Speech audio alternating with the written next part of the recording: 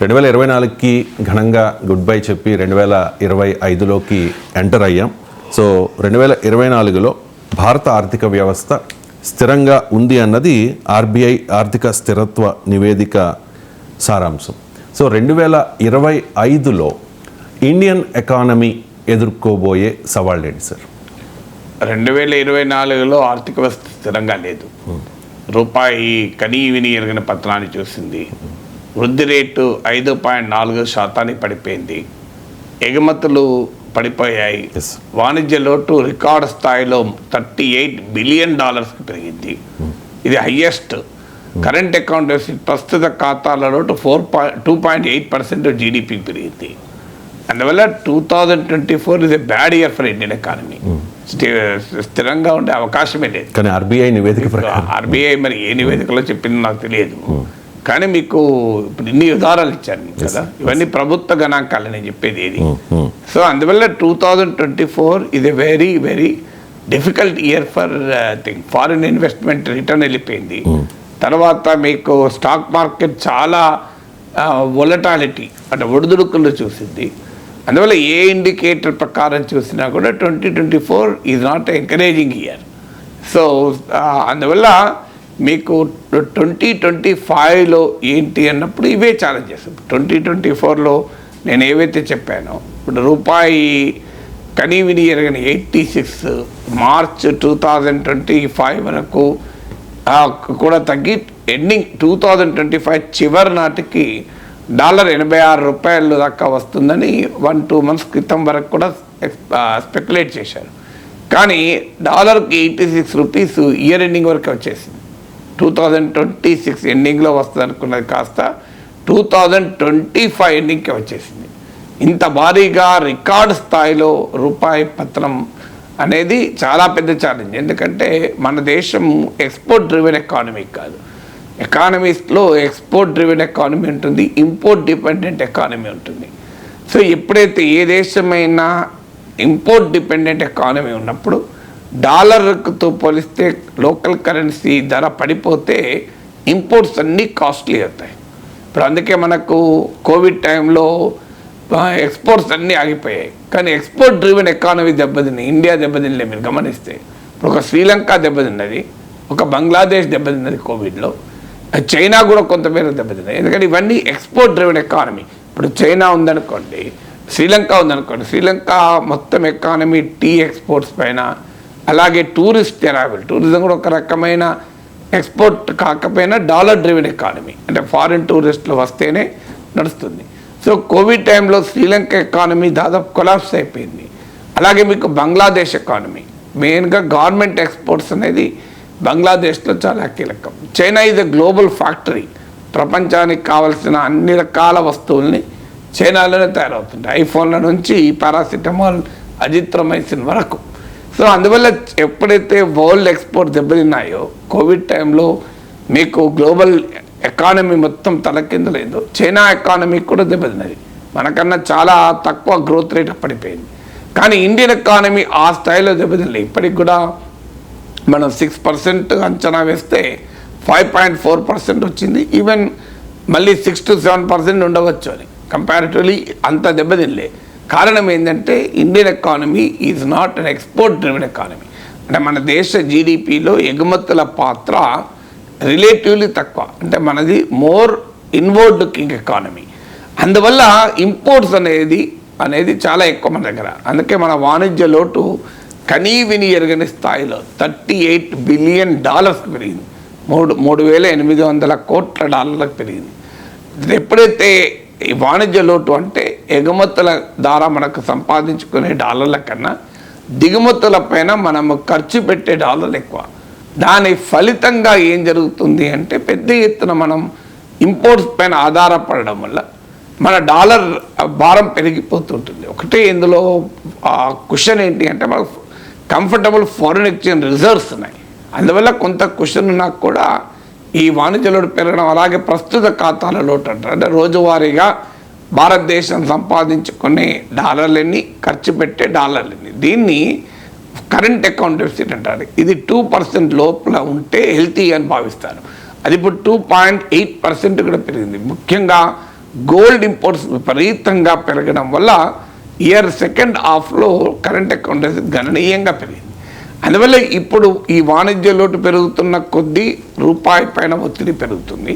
రూపాయి పతనం అవుతున్న కొద్దీ మన వాణిజ్య లోటు భారంగా మారుతుంది. ఎందుకంటే మన డాలర్ విలువ పెరుగుతున్న కొద్దీ కేవలం ఎక్స్పోర్ట్ ఓరియంటెడ్ కంపెనీస్, ఐటీ కంపెనీలు, ఇలాంటి కంపెనీలు మాత్రమే ఈ డాలర్ ధర పెరగడం వల్ల రూపీతో పోలిస్తే ముందుకు వస్తాయి.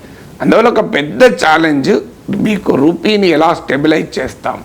ఎందుకంటే రిజర్వ్ బ్యాంక్ దగ్గర ఫారిన్ ఎక్స్చేంజ్ రిజర్వ్స్ ఉండవచ్చు, కానీ ఉన్నాయి కదా అని పెద్ద ఎత్తున అవి డిప్లీట్ చేసుకోలేము. అందువల్ల రూపీని ఎలా స్టెబిలైజ్ చేస్తాం. మళ్ళీ ఇప్పుడు ట్రంప్ అమెరికాలో వచ్చాక హై టారిఫ్స్ను, డాలర్స్ను స్ట్రెంగ్తన్ చేయడము, అమెరికా ఫస్ట్ అనే ఎకానమిక్ పాలసీ తీసుకోవడము, ఫలితంగా ఫారిన్ ఇన్వెస్ట్మెంట్ ఇండియా నుంచి వెళ్ళిపోవడము, ఎక్స్పోర్ట్స్ అనేది ఒక ఛాలెంజ్గా మారడంతో రూపీ 2025లో మరింత సవాళ్ళని ఎదుర్కొనే అవకాశం. సో అందువల్ల how does India deal with the sliding rupee. Even global oil prices కూడా ఇవాళ ప్రశ్నార్థకంగా ఉన్నాయి. సో అందువల్ల ఈ ఛాలెంజ్ నుంచి ఎలా బయటపడుతుంది అని. రెండవది మన ఎక్స్పోర్ట్స్, కంపారిటివ్లీ ఎక్స్పోర్ట్ చాలా స్లగిష్గా ఉన్నాయి. ఈ 2025 వరల్డ్ ఎకానమిక్ అవుట్లుక్ కూడా బాగా ఉరుకులు పరుగుల మీద గ్లోబల్ ఎకానమీ ఉండదు. అందులో ట్రంప్ వచ్చాక it will be more protectionist. అంటే తమ దేశంలోకి ఇతర దేశాల వస్తువుల్ని, సేవల్ని అడ్డుకునేటువంటి ఆర్థిక విధానాన్ని ప్రొటెక్షనిజం అంటారు. ట్రంప్ మొదటి నుంచి చెప్తున్నాను, నేను వస్తే టారిఫ్ పెంచుతాను. ముఖ్యంగా Brazil, China, India, south Africa ఇవన్నీ వెరీ వెరీ బ్యాడ్ గైస్ అంటూ మన మీద విమర్శలు చేస్తున్నాయి. ఈవెన్ H1B, OPTల పైన కూడా అటాక్ చేస్తున్నాడు. సో అందువల్ల ఎక్స్పోర్ట్స్ అనేది ఒక పెద్ద ఛాలెంజింగ్గా ఇండియన్ ఎకానమీకి ఉండబోతున్నాయి. రాబోయే కాలంలో ఒక అననుకూల గ్లోబల్ ఎకానమిక్ సిచ్యువేషన్లో how does India Boost it's exports. ఎందుకంటే ట్రేడ్ అనేది ఎకనామిక్ డెవలప్మెంట్, ఎకనామిక్ గ్రోత్లో ఒక కీలక సాధనం. మీరు south Korean prosperity, China prosperity, Asian economic tigers అంటారు. వీళ్ళ ప్రాస్పరిటీ చూస్తే దాంట్లో అండర్లయింగ్ ఫ్యాక్టర్ ఏంటంటే ట్రేడ్. సో ట్రేడ్ అనేది ఎప్పుడైతే ఛాలెంజింగ్గా మారుతుందో అది ఎకానమీపై కూడా ఒత్తిడి తెస్తుంది. ఇక గ్రోత్ మీకు ఇంతమంది చెప్పాను 5.4% పడిపోయింది. సో ఇది కనీ విని ఎరుగని స్థాయి అన్నట్టు ఒక రకంగా పోస్ట్ కోవిడ్ టైంలో. ఎందుకంటే మనకు ఒకప్పుడు యూపీఏ డికేడ్లో 8%, ఈవెన్ 2008 ఫైనాన్షియల్ క్రైసిస్కి ముందైతే మోర్ దెన్ 9% గ్రోత్ రేట్ సాధించాం మనం. 9.3% నాకు గుర్తు 2007-8లో. మళ్ళీ 2008 గ్లోబల్ ఫైనాన్షియల్ క్రైసిస్ తర్వాత కూడా 2010-11, 2011-12 కూడా 8% సాధించాం. అలాంటిది ఇప్పుడు 5.4% గ్రోత్ రేటు పడిపోయాం. How will this? అందులో మ్యానుఫ్యాక్చరింగ్ రంగం పెరగడం లేదు. కంపారిటివ్లీ ఇప్పటికీ కూడా అగ్రికల్చర్లో 45% వర్క్ ఫోర్స్ ఉంటే మ్యానుఫ్యాక్చరింగ్లో 25% మాత్రమే ఉన్నారు. సర్వీసెస్లో 30% ఉన్నారు. పైగా మీకు అగ్రికల్చర్లో తలసరి ఆదాయం 77,000 ఉంటే మ్యానుఫ్యాక్చరింగ్లో తలసరి ఆదాయం 2,07,000 ఉంటుంది. సర్వీసెస్లో తలసరి ఆదాయం 3,07,000 ఉంది.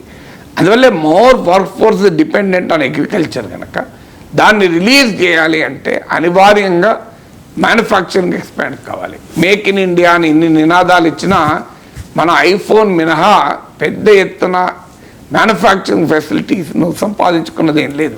వాస్తవంగా చైనా ప్లస్ స్ట్రాటజీ బ్రహ్మాండమైన అవకాశాన్ని కూడా ఇచ్చింది, కానీ అది వియత్నాం ఎక్కువ ఉపయోగించుకుంది, ఇండియా ఉపయోగించుకోలేకపోయింది. ఒక ఐఫోన్, అది కూడా ఐఫోన్ అసెంబ్లీకి మాత్రమే ఇక్కడ. అందువల్ల how will improve the manufacturing, ఈ గ్రోత్ రేట్ని ఎలా ముందుకు తీసుకొస్తామని. గ్రోత్ రేట్ని ఎఫెక్ట్ చేస్తున్నది ఏంటి అన్నప్పుడు ప్రైవేట్ కన్జంప్షన్, అంటే వ్యక్తులు, హౌస్ హోల్డ్స్ ఖర్చు చేసేటువంటి వస్తువుల కొనుగోళ్లపైన, సేవల కొనుగోళ్లపైన ఖర్చు చేసేదాన్ని ప్రైవేట్ కన్జంప్షన్ అంటారు. ఇది అరౌండ్ 60% జీడిపి కంట్రిబ్యూట్ చేస్తుంది. ప్రైవేట్ కన్జంప్షన్ ఎక్స్పెండిచర్ బాగా పడిపోతుంది, అంటే ప్రజలు తక్కువ ఖర్చు చేస్తున్నారు. ఎందుకు తక్కువ ఖర్చు చేస్తున్నారు అన్నదానికి 2 కారణాలు. ఒకటి ద్రవ్యోల్బణం. అందువల్ల థర్డ్ ఛాలెంజ్ మనకు ఫోర్త్ ఛాలెంజ్, మీకు major challenge inflation, cost of లివింగ్ని ఎలా తగ్గిస్తావు. ఇవాళ అన్ని రకాల వస్తువుల ధరలు పెరిగి ఉన్నాయి. ఇది పేద మధ్యతరగతి వర్గాలపైన ప్రభావం ఉంది. ప్రజలు ఖర్చు చేయడం తగ్గించుకుంటున్నారు. House hold debt and savings రెండు, డెట్ పెరుగుతుంది, సేవింగ్స్ తగ్గుతుంది.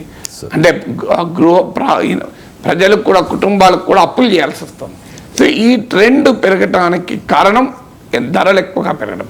ధరలు పెరగడంతో పాటు కార్పొరేట్ ప్రాఫిట్స్ ఏమో విపరీతంగా పెరుగుతున్నాయి. 15-year high corporate profit last 4 yearsలో 2019-23 కాలంలో 400% పెరిగినాయి. నిఫ్టీలో లిస్ట్ అయిన 500 కంపెనీల లాభాలు. వేజెస్ ఏమో హైయెస్ట్గా 5.4% పెరిగాయి, 0.8% to 5.4%. ఎఫ్ఎంసీజీ సెక్టార్లో 5.4%. ఫిక్కీ క్విస్కాప్ వాళ్ళ రిపోర్ట్ ఇది మీకు చీఫ్ ఎకనామిక్ అడ్వైజర్ కూడా కోట్ చేశాడు. అందువల్ల వేజెస్ పెరగకపోవడం, అంటే మీరు గమనించండి, వేజెస్ ఏమో 5.4% హైయెస్ట్, 0.8 to 5.4% ఈ లాస్ట్ 4 yearsలో. కానీ కార్పొరేట్ ప్రాఫిట్స్ ఏమో 400% పెరిగాయి. అంటే ఎంత గ్యాప్ ఉందో మీరు ఆలోచించండి.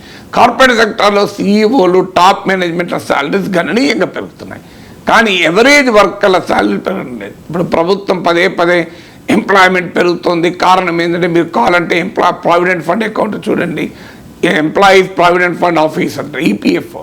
మీరు ఆ లెక్కలు చూడండి, ఈఎస్ఐలో చేరిన వాళ్ళ సంఖ్యలు చూడండి అంటున్నారు. కానీ ఈ ప్రావిడెంట్ ఫండ్ ఈఎస్ఐలో నమోదైన వారిలో 80 to 90% below 20,000 rupees, below 20,000 rupees. మరి వాళ్ళు ఏ రకంగా ఎకానమీ గ్రో అవుతుంది అంటే కార్పొరేట్ లాభాలు సంపాదించుకుంటూ they are not sharing with the workers. వర్కర్ల పైన, వేతనాల పైన ఖర్చు చేయడం లేదు. ఇది మీకు నేషనల్ మీడియాలో కూడా ఒక పెద్ద చర్చగా, ఈవెన్ ప్రో ఇండస్ట్రీ వాళ్ళు కూడా ఇది కంపాషనేట్ క్యాపిటలిజం కాదు, ఇది మెర్సినరీ క్యాపిటలిజం అంటున్నారు. అంటే పూర్తిగా ఎకానమీ లిబరలైజ్ చేయాలి, ఫ్రీ మార్కెట్, స్వేచ్ఛా మార్కెట్ ఉండాలి అనేవారు కూడా this is not a compassionate capitalism, it's a mercenary capitalism.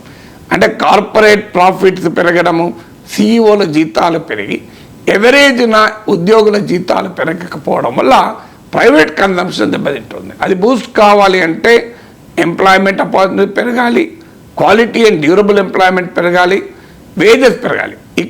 ఇంకో ముఖ్యమైనది ట్యాక్సెస్లో కూడా మీకు 2024 is a stark reality. Personal income tax కన్నా కార్పొరేట్ ఇన్కమ్ ట్యాక్స్ తక్కువగా ఉంటుంది. మీకు ఈ లాస్ట్ 10 yearsలో అదాని ఆస్తుల విలువ 2000% పెరిగింది, 2000%. 2019 సెప్టెంబర్లో 1,86,000 రూపాయల పన్నుల రాయితీలు కేంద్ర ప్రభుత్వం ప్రకటించింది. ఫలితంగా ఏం జరిగింది?